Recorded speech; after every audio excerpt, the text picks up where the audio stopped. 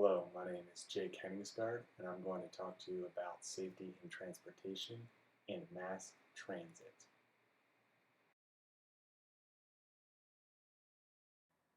There are many aspects to the transportation sector. That could be cars, trains, planes, buses. But what's really interesting is some of these advances are going to drastically change the way we get from one location to another. Before we look at the effects these advances have, let us first take a look at some of the examples we see today.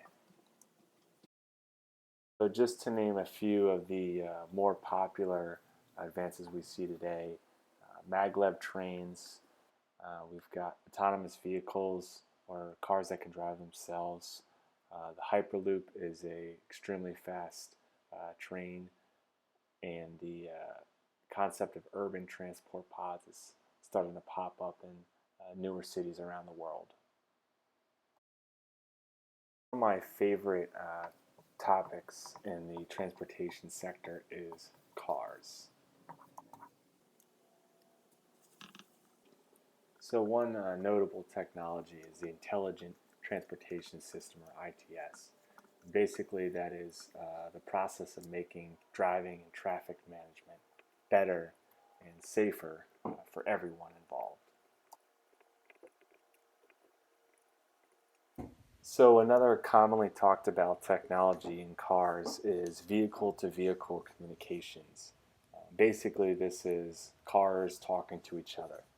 So your car may notify a vehicle behind it that there's an accident ahead or there's a hazard in the roadway.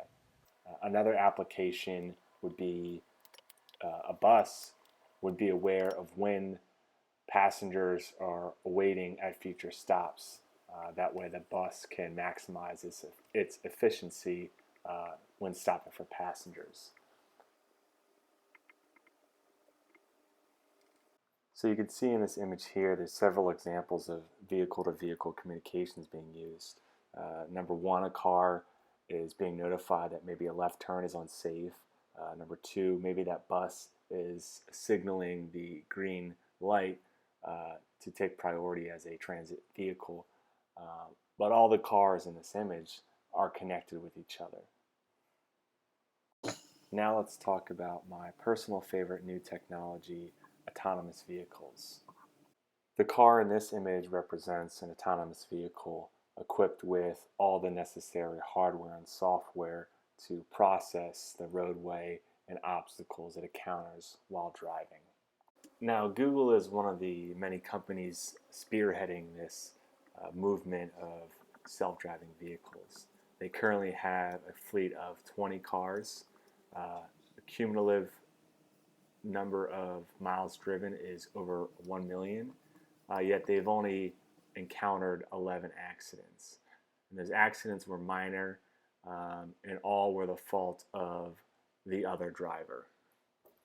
Now, trains seem like they've been around forever, but they definitely have their fair share of improvements, like the positive train control, the invention of the maglev train, or the concept train known as the Hyperloop, first put forward by Elon Musk. The concept of the Hyperloop is actually quite simple.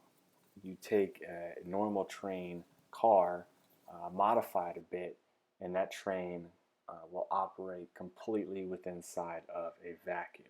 There are several advantages to the Hyperloop train, such as speed, frequency, capacity of passengers, and CO2 emissions.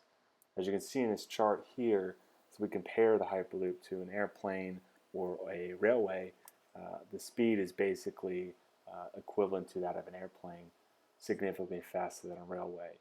As far as frequency goes, again, the Hyperloop is quite high when compared to an airplane or a railway. As far as the capacity of passengers go, that kind of depends on the final design and how frequently the Hyperloop actually operates.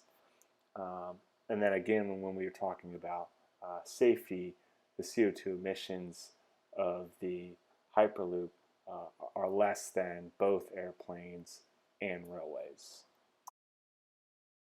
So what does all this mean? A world without a driver, no longer having to worry about falling asleep on the road or being hit by a drunk driver, far less accidents with autonomous vehicles and vehicle-to-vehicle communications, and generally a more efficient means of travel and transportation, hopefully eliminating the effects on the environment. As promising as these new technological advances are, does that mean we can look forward to a safer world or a better world or possibly a smarter world? Thank you for watching my video. I hope you enjoyed it, and I hope that I gave you a little insight into the safety in the transportation sector.